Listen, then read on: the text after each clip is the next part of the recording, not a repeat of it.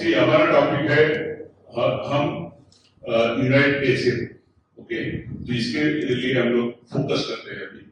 तो उसके लिए हम लोग ये चर्चा कर रहे हैं। यूनाइट समझो अभी मेजर पार्टी है हमारे, जो मैंने अभी बताया, तो इनको हम कैसा प्रेजेंट करें, उसके साथ कैसा जाए, वो कैसा हम स्ट्रेटेजी बनाए, तो उसके बारे में हम लोग डिस्कस कर रहे हैं। तो हम लोग बाकी का वो होते रहेगा। सर मैं थोड़ी सी मैं दो बातें कहना चाहूंगा प्लीज। हाँ प्लीज।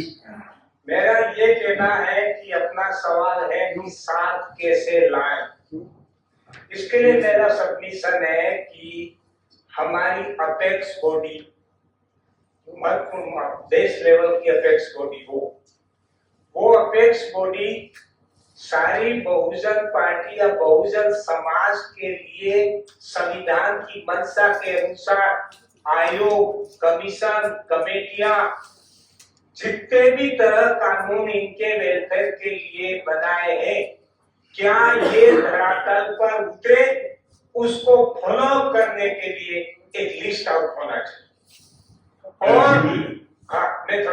और इस लिस्ट आउट के बाद मैं ये कहना चाह रहा हूं कि अगर जोड़ना है तो जोड़ने का एक ही रास्ता है कि मान लो एपीआई, आरडीएफ और कोई पार्टी है, उस जिस क्षेत्र में एपीआई काम कर रही है वहां एससी का कैंडिडेट मजबूत है, तो उस एससी के कैंडिडेट को ही वोट देने के लिए दूसरी पार्टियां उसको सहयोग करें और सोशल संगठन वहां के सारे उसके साथ एकजुट हो जाए।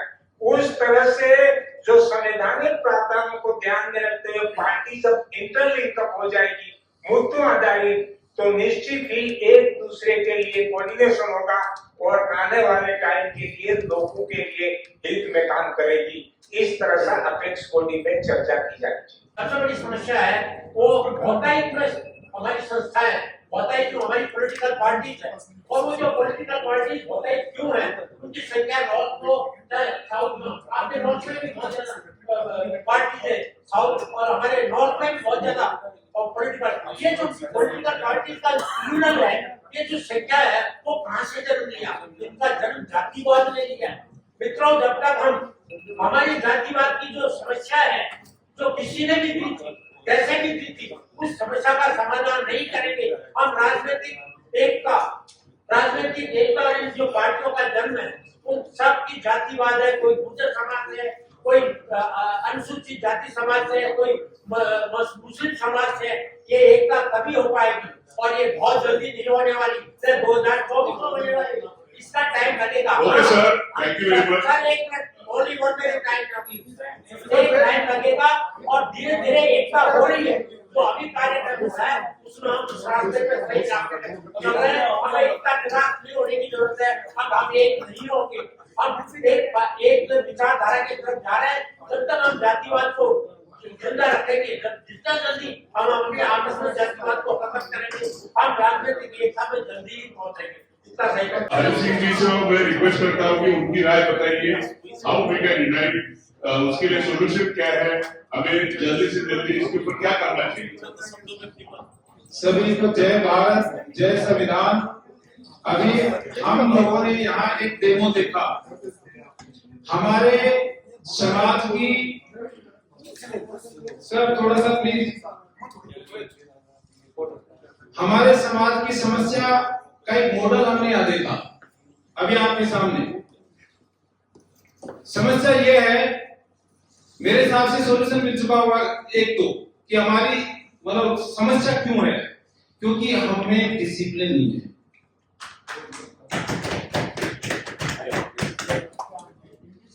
और ये डिसिप्लिन आएगा कहां से?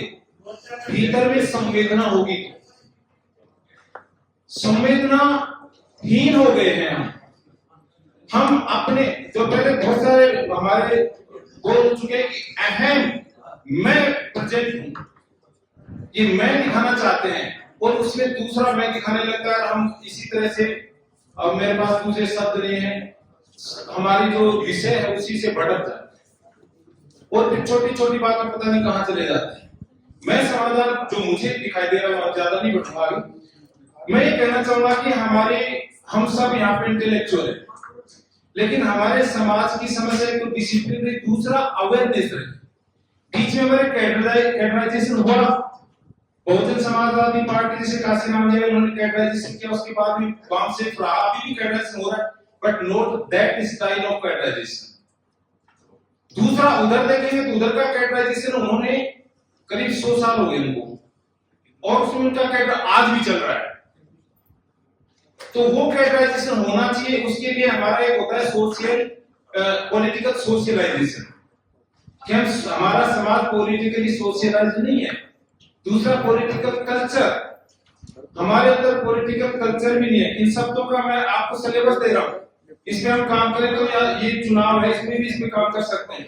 पॉलिटिकल कल्चर हमारी की पॉलिटिकल कल्चर है, जैसे कल्चर होती है संस्कृति होती है, तो हम इस संस्कृति को हमारे नीचे से ऊपर तक और ऊपर से नीचे तक जाए तो हम लोगों को जगा सकते हैं, और बड़ा जल्दी हो सकता है। इस टाइम पे एक टेक्नोलॉजी का युग है, आज सोशल मीडिया, फेसबुक है, यूट्यूब पे तो हमारे बहुत सारे लोग हैं, ट्विटर है, इनका इस्तेमाल कर सकते हैं। ये जो हो रहा है सारा जो अभी जा रहा है, आज की ये मीटिंग भी हम इतने लोग हैं, और ये एक एक आदमी मेरे हिसाब से कम 50 लोगों को का प्रतिनिधित्व करता है, एक आदमी कम से कम।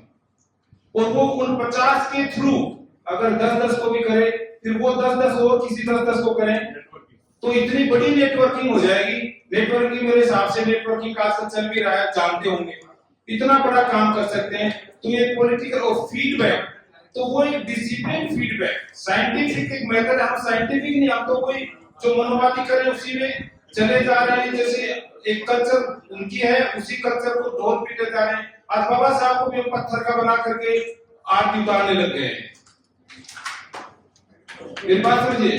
तो हम पत्थर के लिए बना करके उनको जो एजुकेशन है उसको पहले प्रियम्बल बाहर लगी हुई है, देखा मैंने, क्योंकि बाबा साहब जितने भी इंस्टीट्यूट में प्रियम्बल है उसको पहले हम आत्मसात इधर करें, आत्मार्पित इधर करें, और तब वहां पे dignity, fraternity, unity and integrity, ये वैल्यूज हमारी, ये हमारी प्रेयर है, ये हमारी, उसको हम जीवन में उतारें, संवेदनाओं में उतारें, तो मेरे हिसाब से काम हो सकता है। मेरे हिसाब से इसमें बहुत कुछ कह दिया है, सभी का बहुत बहुत साधुवाद।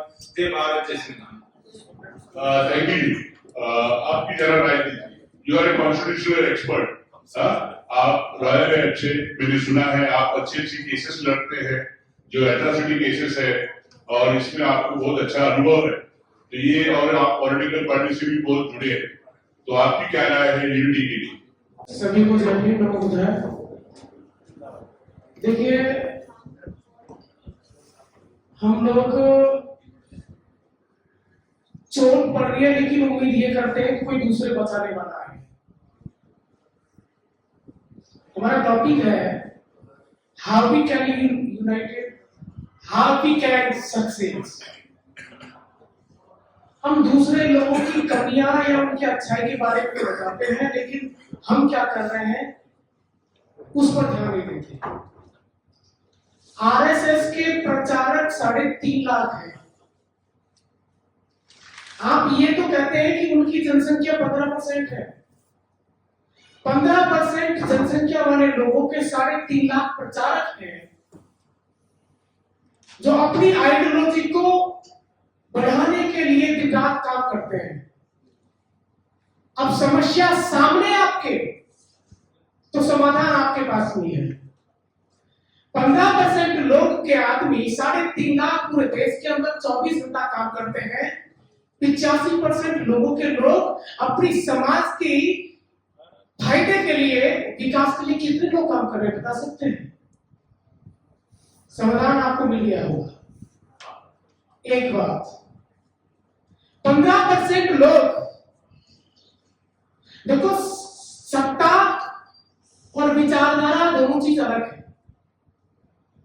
सत्ता एक साधन है, विचारधारा एक साध है। आरएसएस ये मानती है, या मनोवादी व्यवस्था के लोग ये जानते हैं कि यदि हम विचारधारा पर काम करेंगे तो सत्ता ऑटोमेटिक पीछे चलती रहेगी। हम लोग क्या करते हैं, विचारधारा की बात कम और सत्ता प्राप्ति की बात पहले करते हैं। मैं अब आपको समाधान बता देना चाहता हूं, जब तक सामाजिक आंदोलन में काम करने वाला व्यक्ति राजनीतिक स्वार्थ को नहीं छोड़ेगा, समाज का भला नहीं हो सकता। एक बात। दूसरा ये है, ये तो आपको पता लग गया होगा कि कौन आदमी सोशलिस्ट है और कौन आदमी सामाजिक नेता बनने के बहाने अपना राजनीतिक स्वार्थ सिद्ध करना चाहता है। जब आपके सामने इतनी सारी समस्याएं हैं तो इतना तो समझ चुके हो। दोस्तों, मैं बाबा साहब को धन्यवाद देना चाहता हूं और मैं बाबा साहब को बीच में बुलवाना चाहता था, लेकिन हमारा शेड्यूल खराब हो गया। ये सब यूनाइटेड होने की बात और सक्सेस होने की बात करना मैं समझता हूं कि निरर्थक है। आप सब लोग जानते हैं कि संविधान की वजह से हम इंसान हैं, और जब संविधान नहीं रहेगा तो फिर आपको इंसान होने का दर्जा कौन देगा?